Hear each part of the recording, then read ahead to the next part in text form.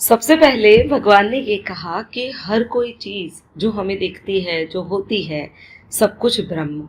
जो नहीं भी दिखती और जो नहीं भी होती ना, वो भी ब्रह्म।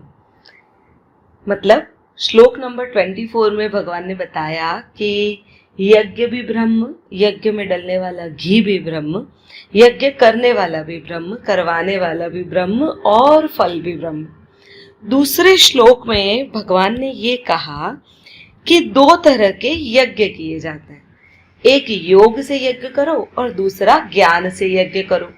योगी जो कुछ क्रिया से यज्ञ करता है, जैसे दिए को जलाना, और ज्ञानी जो खुद जलकर, खुद का जलना अर्थात अपने मन में उस ज्ञान को, उस चेतना को इतना ऊपर ले जाना कि जिससे उसे ईश्वर क्या है ये पता चले, वो समझ जाए, तो इसे भी एक यज्ञ का प्रकार कहा जाता है।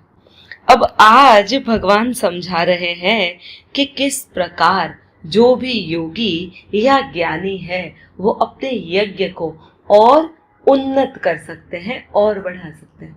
आपने पता है, देखा है, कुछ लोग, कुछ ऐसे साधु होते हैं जो ये कहते हैं कि हम स्त्रियों का स्पर्श नहीं करते।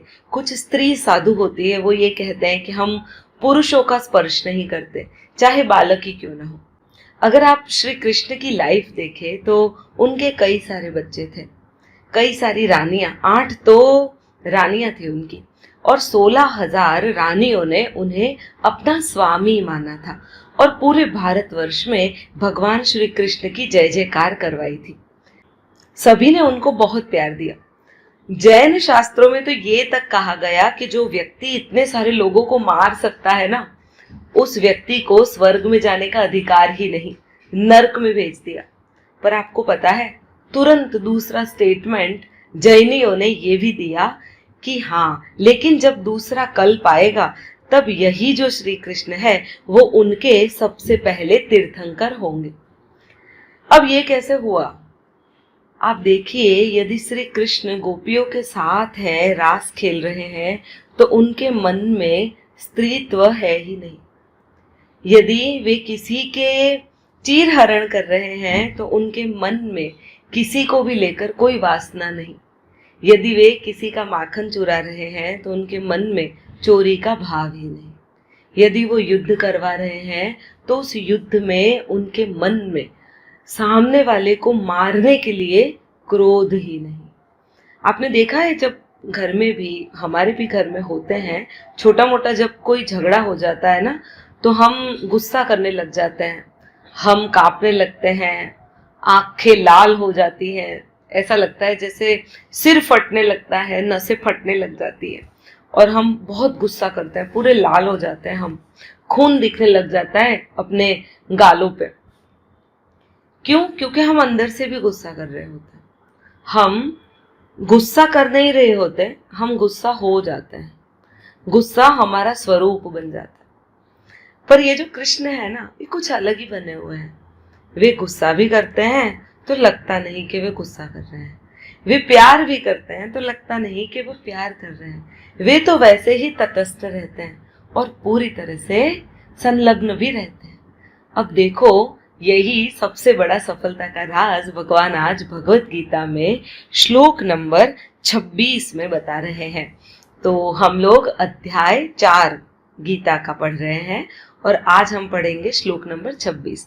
चलिए सबसे पहले उसका अनुवाद देखते हैं।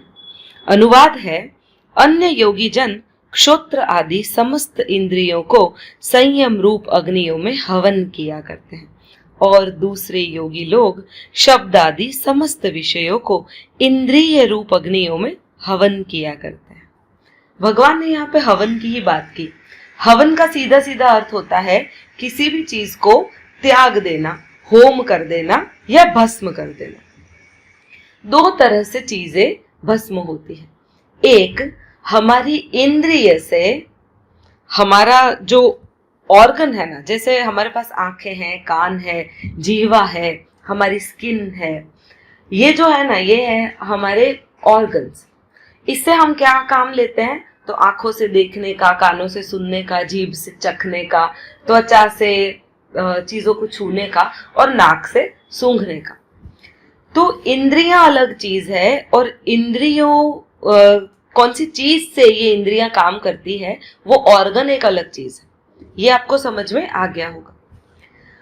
पर होता क्या है, हम आंखों से सिर्फ देखने का काम नहीं करते, हम आंखों से छूने का भी काम करते हैं।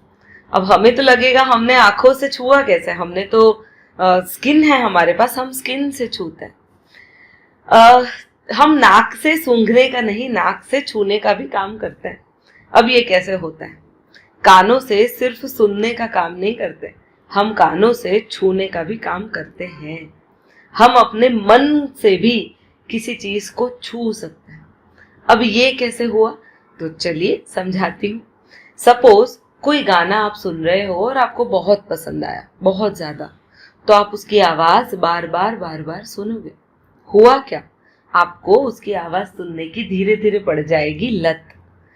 तो ये यही होता है, आपने सिर्फ सुना नहीं, आपने उसकी जो आवाज है ना उसको कहीं से छुआ है, जिस वजह से वो आपके अंदर इमोशंस पैदा कर रही है। तो सिंपली जो हमारे ऑर्गन है वो इंद्रियों से काम करवाते हैं और हमारी इंद्रियां हमारे अंदर स्पंदन पैदा करती है, जिससे हम इमोशनल उस चीज को लेकर हो जाते हैं। तो एक तरह के योगी तो कुछ ऐसे होते हैं जो देखते तो हैं पर चीजों को छूते नहीं है अपनी दृष्टि से, अर्थात सुंदरता है पर हमें नहीं दिखेगी, अर्थात कोई मधुर संगीत है पर हमें वो मधुर लगे ना भी लगे, अर्थात हमने अपने आप को इतना संयम में कर लिया कि ऑर्गन सिर्फ ऑर्गन का ही काम कर रहा है, उसको संवेदना के तल पर हम नहीं ले जा रहे। ठीक है, ये हो गया पहला योगी। दूसरा योगी जो उसको संवेदना के तल पर तो ले जाता है पर अपने आप से जुड़ाता नहीं है, योग नहीं करता। जैसे कृष्ण नाचते हैं, सारी इंद्रियों को संवेदनाओं के स्तर पर ले जाते हैं पर उस संवेदनाओं को अपने ऊपर हावी नहीं होने देते। तो ये दो प्रकार के योगियों का एक्सप्लेनेशन भगवान दे रहे हैं। यहाँ पर सिर्फ यही बताया है कि जो दोनों जने होंगे ना, दोनों को, वे दोनों एक दूसरे को अपने आप से विपरीत देखेंगे। वे देखेंगे जैसे किसी ने कोई त्याग किया है तो वो जो भोग करने वाला होगा ना उसको हीन भाव से देखेगा।